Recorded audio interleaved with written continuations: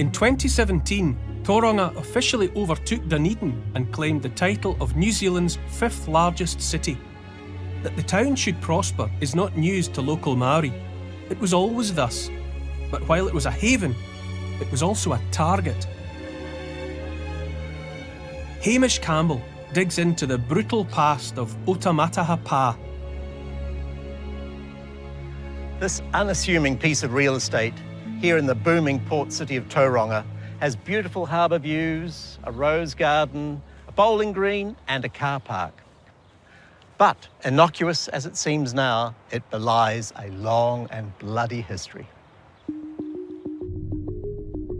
In 2017, a survey of the site using ground-penetrating radar revealed a trench 3.3 metres wide and 2.2 metres deep.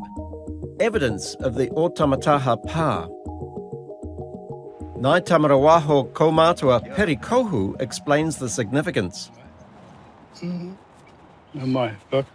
Thank you. So why is this such a special place to you? At the headlands of this pa is where Takitimu Waka landed. Right. In Tauranga, so we have a special connection here that's, 700 years since? Yeah. Otamataha Pa was one of the largest in the region. Beaches to the north and south provided vital canoe access, and defensive earthworks afforded protection from invasion.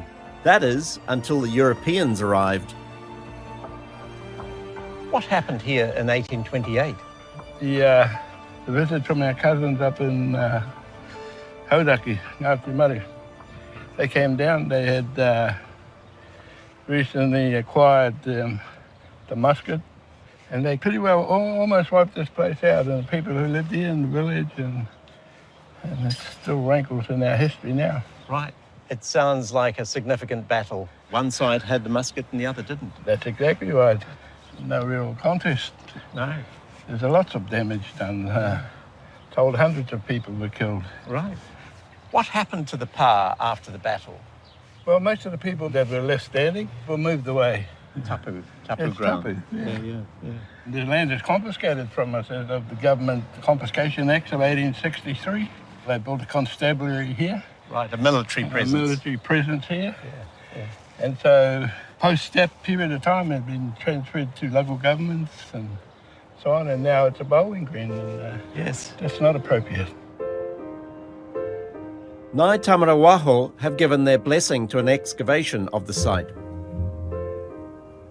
Archaeologist Ken Phillips is in charge of the dig.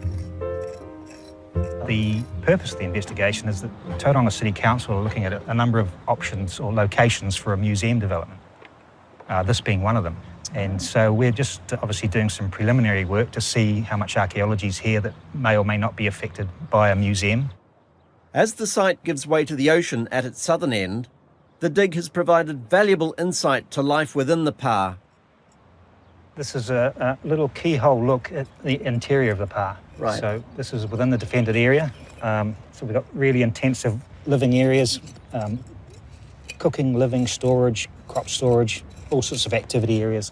What have you found so far in terms of artefacts? We've found a few pre-European Māori artefacts in the form of obsidian flakes.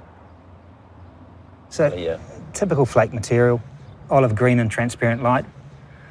It was very much a general tool. It was used for everything from potentially butchering animal, working with bone, cutting hair. Shaving? Perhaps not.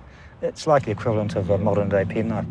And what about European remains? Well, there's a little bit, yeah. Obviously, the armed constabulary had a camp here and there was lots of military and missionary activity. Typical historic artefacts, like a classic base of a black bear, which we find thousands and thousands of these in their military camp. They drank a lot of beer when they were here. And the basic penny ink, also a very common artefact of the period. Yeah. Soldiers riding home, perhaps.